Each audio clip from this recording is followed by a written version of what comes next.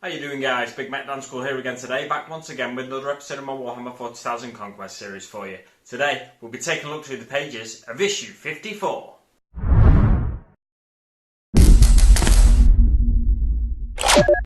But before we go any further, once again I want to bring your attention to a link in the description below. That is to the hobby corner. Nip on over there if you want to see more building and painting of the Conquest miniatures. I'm also going to be shouting out to another channel, so you may notice a couple of other links in the description below. Anyway, on with the magazine. What do you get in this week's issue? You get Typhus. Typhus is the First Lord of the Death Guard Legion, and formerly known as Callous Typhon. He is the host of the Destroyer. Is it the Destroyer Hive? I think it's the Destroyer Hive. Let me flick to the back of the book and check. Yes, he's the host of the Destroyer Hive, which is a really infectious contagion that he absorbed within to himself during the days of the Horus Heresy. And yeah, so he's a very deadly character in the Death Guard, second only to Mortarion, the Primarch, the Demon Primarch of the Death Guard. But going back to the miniature itself. The miniature itself from Games Workshop is £25. I almost forgot that. £25. So this is a $7.99 magazine. We're saving so much money, it's crazy. We're saving. It's about 30% of the original price. About 30% of the price you'd pay for Callous Typhon from Games Workshop is what it costs you to get hold of him here. So that's fantastic. A fantastic value issue, the best value issue we've had in a while. But there's some more decent value issues coming in the future. You'll see when we get to the back page of this one. Anyway, onto the front cover. We get Typhus, Herald of Nurgle. Obviously, when we get the miniature for Typhus, we're going to get some lore about Typhus as well. We're also getting a bit of lore about the Terminus Est. That is one of the flagships of the Death Guard Legion. We'll learn more when we get to the page. And histories of the Blood Angels. So more Blood Angel stuff here, which is fantastic. We've got, I think right from the Horus Heresy, right up to the 41st millennium now for the Blood Angels, which is fantastic. We're learning more about that rich, deep history of the Warhammer 40,000 universe, and that's something that I really like. Anyway, so on to the first page. We've got Death Guard Typhus. And it talks about basically what I said at the start of the video, that he was the First Lord. He was the first captain of the Death Guard Legion during the Horus Heresy. And his ship was stuck in the warp. All around him were dying. The ship was infected with the Destroyer Hive. And then he kind of absorbed all of the Destroyer Hive. The Death Guard Legion, I've touched on this in previous videos. The Death Guard Legion, during the time of the Heresy, they were famous for basically taking in toxic chemicals, like breathing them in and seeing how well they could breathe. Before they were infected by various diseases by Nurgle, they often had like raspy voices and stuff because these toxic chemicals and gases that they breathe in from their home planet that would sort of burn their organs inside, like not completely burn them, but damage them basically. So they'd be breathing like that prior to the Horus Heresy, and definitely Mortarion was.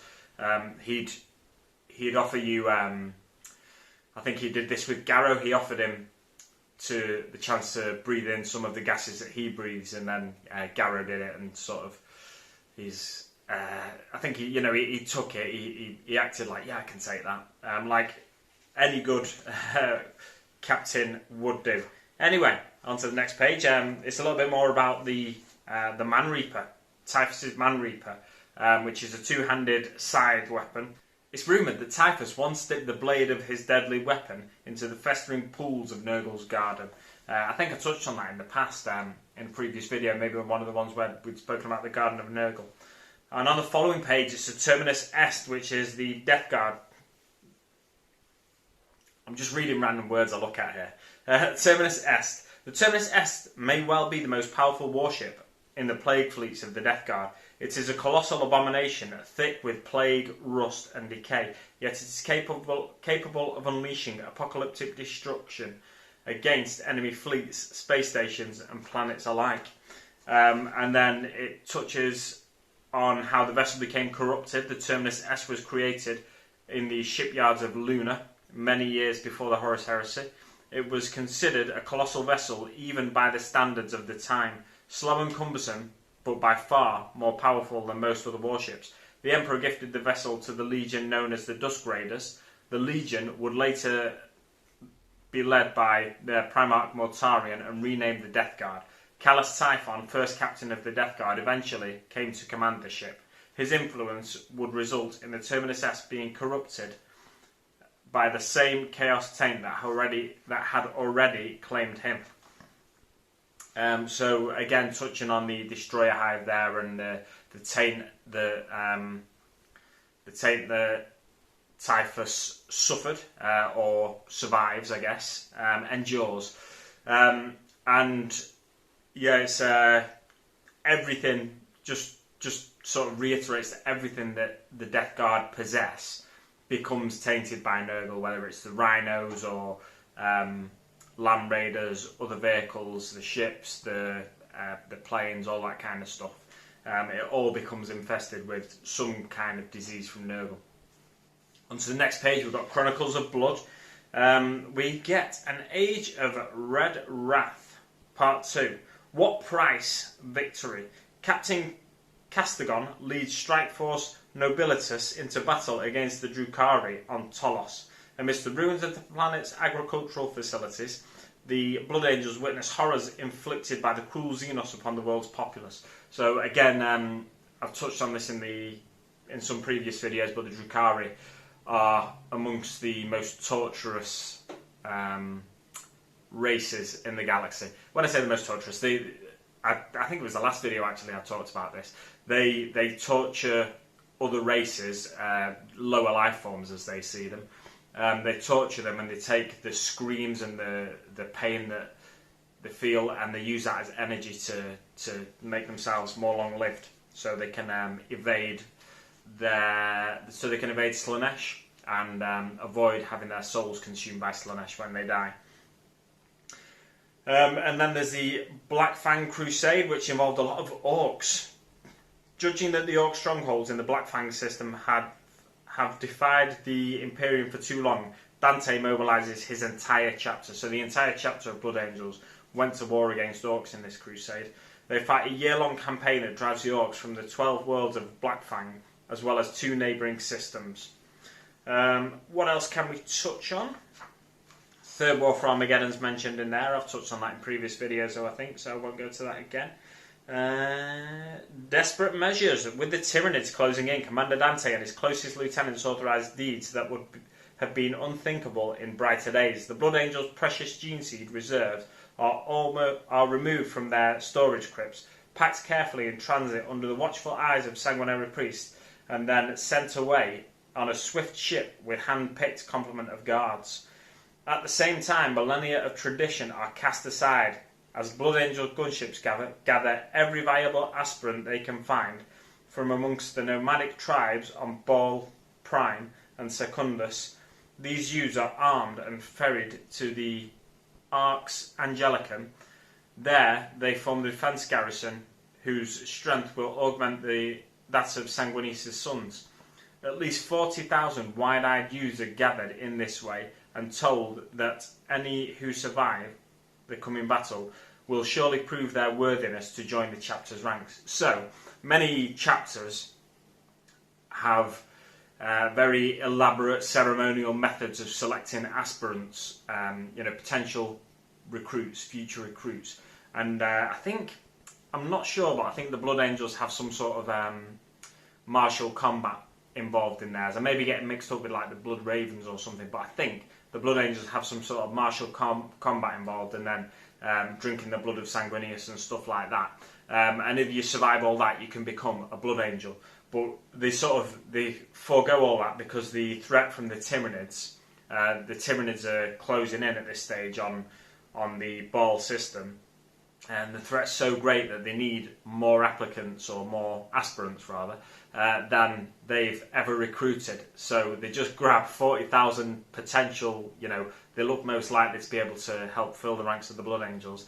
They grab them, they send them to the front line basically, and then say, if you survive this battle, you're worthy of becoming a Blood Angel. So that's when they will induct them into the ranks of the Blood Angels and make them first Space Marine Scouts, and then go on to become fully fledged Space Marines once they've had all the extra organs implanted.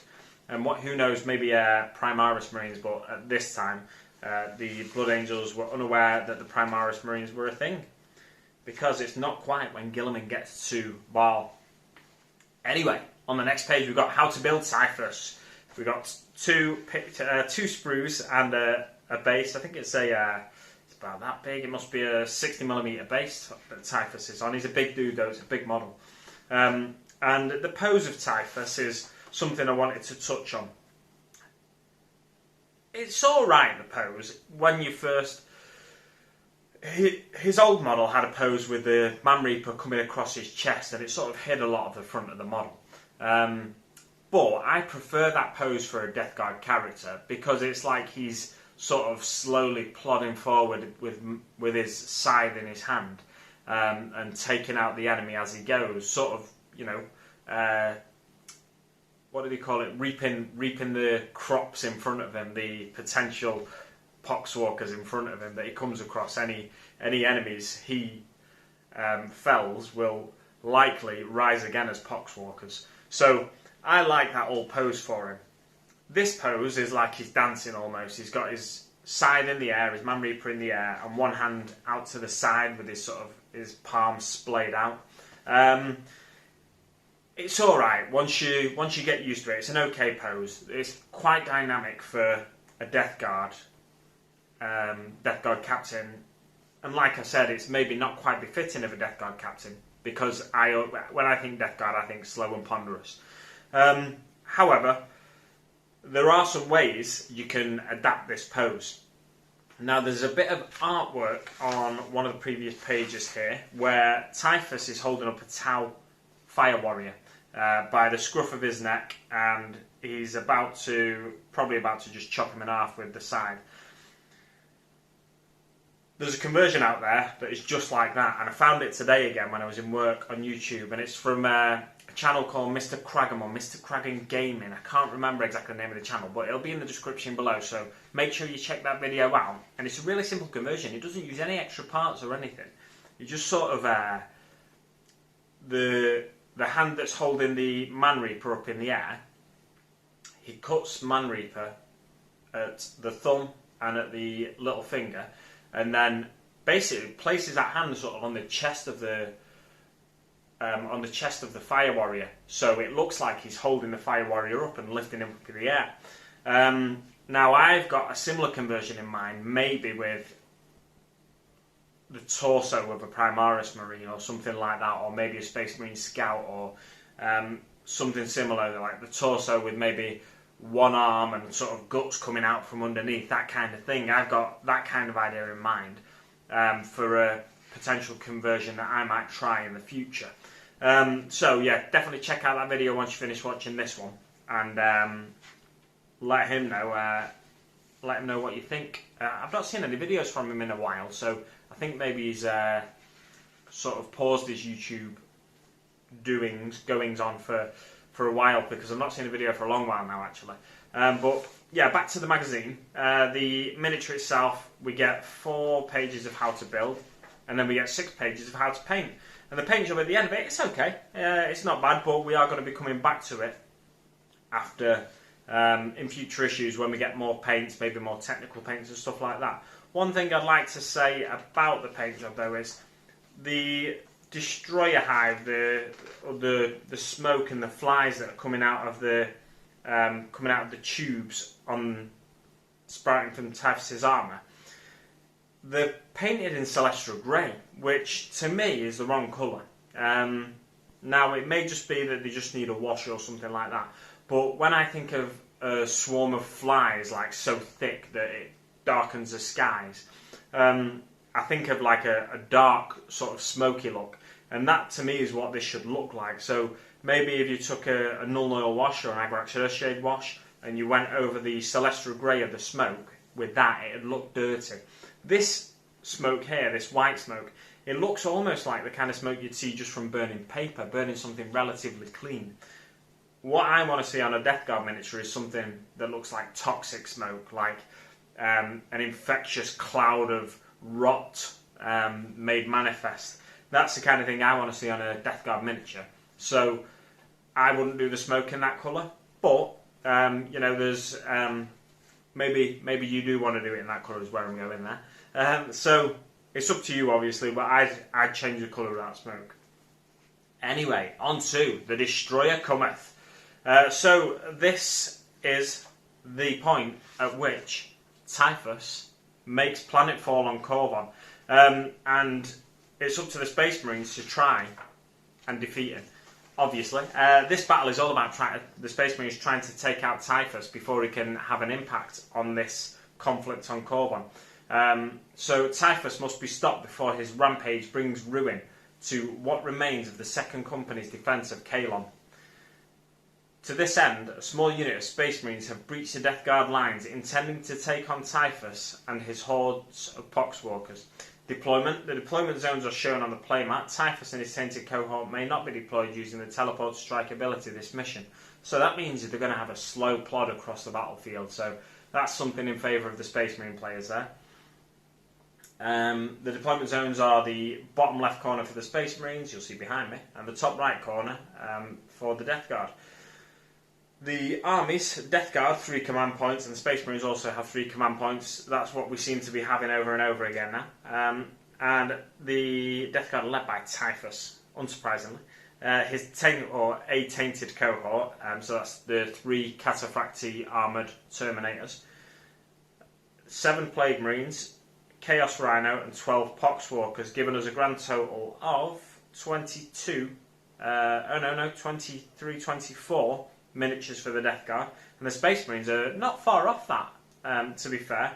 The Space Marines have got 1, 2, 3, 15, 16, 17 miniatures, so they're only 17 miniatures shy of what the Death Guard have got. And their miniatures consist of the Captain in Gravis Armour, 5 Reavers, 5 Space Marine Scouts, 2 Inceptors, Primaris Librarian, and 3 Aggressors. So it's a pretty elite force for the Space Marines there. I like the look of this battle. Deployment zones, the Death Guard player deploys first, and in the top right corner there, the Space Marine player deploys second in the bottom blue corner there, and the Space Marine player takes first turn. Victory conditions: the Space Marine player is victorious if Typhus is eliminated. The Death Guard player is victorious if Typhus survives the battle. The game lasts 5 battle rounds, so that looks like it could be quite easy for the Space Marines at first glance. If you can kill Typhus, you win the battle, simple as that. However, it's going to be quite hard, I'd say, because he's got Cataphracti armour on for a start. No, let's start with his toughness. He's toughness 5 for a start. So you're going to be rolling, I think the strength of some of the bolt guns, are they 4 or 5? I can't remember exactly. A lot of them will be 4 though. Strength 4 weapons. So even with your shooting, you're going to have to roll 5s in order to wound him. He's got 6 wounds. He's got a 2-up armour save from the Cataphracti armour. He's also got a 4-up invulnerable save from the Cataphracti armour. And then after that, even if you do get through his armour, he gets to make a disgustingly resilient roll. So he's going to be quite tough. But don't forget as well, the actual rules for the game mean you can't shoot Typhus unless he's the closest unit. So the best way to going about trying to kill Typhus is in close combat. However, he's a bit of a close combat beast. He gets 4 attacks. His Mastercrafted Man Reaper gives him +3 strength, -3 AP, so you're going to need 6s to make the saves, and 3 damage. So he's going to be killing even characters in a single round of combat. So it's going to be quite tough to take Typhus out. If I was the Death Guard player, I'd just surround him with all the other units, nice and simple. Or make sure all your other units are closer to the Space Marines than he is. And then onto the Destroyer Hive. The Destroyer Hive is treated as a pistol weapon with 2d6 shots. It's strength 4, pistol 6 inches. So you have to get quite close up and personal. But again, this makes Typhus really deadly when you get close to him. So if you do want to try and take him out in close combat, you've got to survive this first. So like I said, pistol 2d6, strength 4, -3 AP, so you need to roll 6s to make the saves for Space Marines. It's only 1 damage, so a bit of a saving saving grace there. This weapon always hits on a 5+, so thankfully Typhus, whose ballistic skill is 2+, he's not using his normal ballistic skill for this weapon. It always hits on a 5+, even when firing Overwatch, regardless of any modifiers. So when making shooting attacks with this weapon, roll 2d6 to determine how many shots the weapon makes, and then make this many attack rolls. Remember that the Destroyer Hive does not use Typhus' ballistic skill to resolve hits, but always hits on a 5+, even when it is used to fire Overwatch at charging units. So, if you're charging him, you're going to be facing a wave of shots, potentially, that could hit you on 5 or more, up to 12 shots. What are we getting next week? We're getting the Alchemite Pipes. Fantastic. I love the Sector Mechanicus. I love the Sector Mechanicus terrain, as I love to gush on about it. I love terrain in general, but the Sector Mechanicus in particular, the fact that you can climb up onto it, it blocks line of sight, but not so much that it makes it ridiculously hard. It's nice and tall, you can get vehicles under it. Ooh, gets me very excited, the Sector Mechanicus terrain. This piece, you can't actually climb onto it, but it does block line of sight nicely. And then the next week, we're getting some Space Marine reinforcements. So again, the next 2 weeks are going to be quite good value issues. I'm not sure you can actually just buy the Alchemite Pipes in that form, but I'd estimate the value at being anywhere between £15 and £20 just for that little bit of terrain there. And then onto the Space Marine reinforcements, it's the last sprue, I think, for the Space Marines from the Dark Imperium box. So it's going to be a good one. It's got 3 characters in there, 2 of whom are lieutenants. So we've got 3 lieutenants now, which is interesting because in a company of Space Marines, you have 2 lieutenants. You have 1 captain, 2 lieutenants. So theoretically, you should really be painting your the shoulder pauldrons of the Space Marines, the rim of them. You should be painting at least one of your lieutenants in a different coloured trim. However, for the sake of looking like you've got a unified force, I'm sure most people will paint them with the same trim there. And you also get the Primaris Ancient, which is going to give you some aura effects, I think, if I remember rightly. And yeah, that's it. It's looking like a good couple of issues anyway. Thanks so much for watching, guys. I'll leave it there for now. And I'll see you on the battlefield.